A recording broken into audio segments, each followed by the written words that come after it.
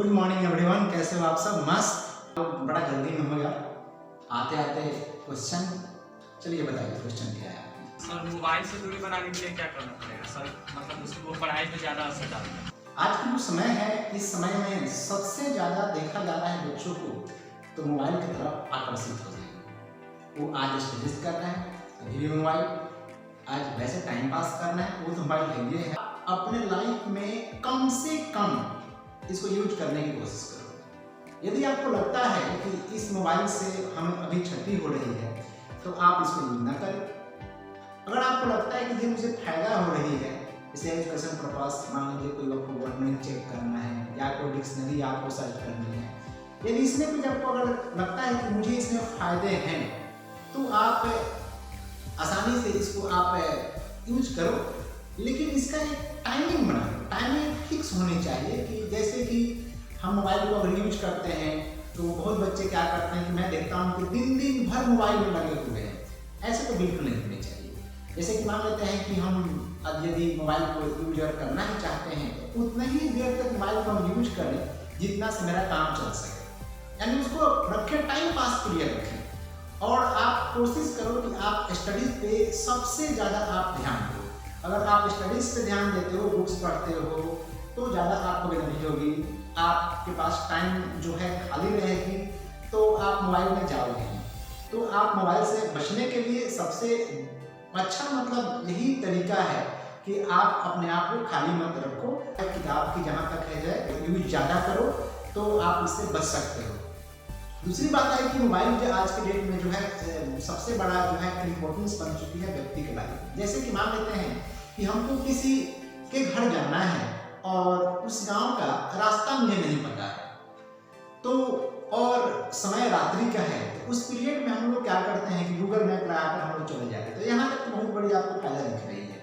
लेकिन अब हम जो है स्टडीज के समय में हम लोग मोबाइल को यूज करने लगते हैं। ज़्यादा करके देखते हैं कि हम लोग स्टडी के समय में मोबाइल को यूज करने लगते हैं।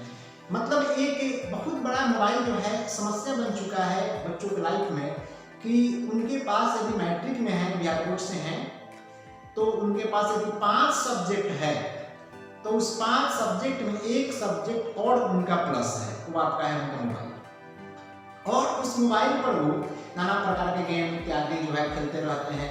वो ठीक है भाई, सब कुछ ठीक है, वो टाइम पास के लिए होता है। एक टाइम जो बनाया गया है मतलब वो टाइम पास के लिए उसको यूज करो। आप उस मोबाइल फोन को अपने लाइफ में लेकर मत आओ। अगर आपको लगता है कि मुझे मोबाइल में जरूरत है, मुझे कोई वर्ड मीनिंग चेक करनी है तो आप कर लो, कोई दिक्कत नहीं। यदि आपको लगता है कि इस मोबाइल से मुझे अभी क्षति हो रही है तो उसको जो है आप साइड रखो। आप उसको बुक्स से आप ज़्यादा लगाव रखो। बुक्स अगर पढ़ते हो आप तो उससे आपको कई फायदे होती है।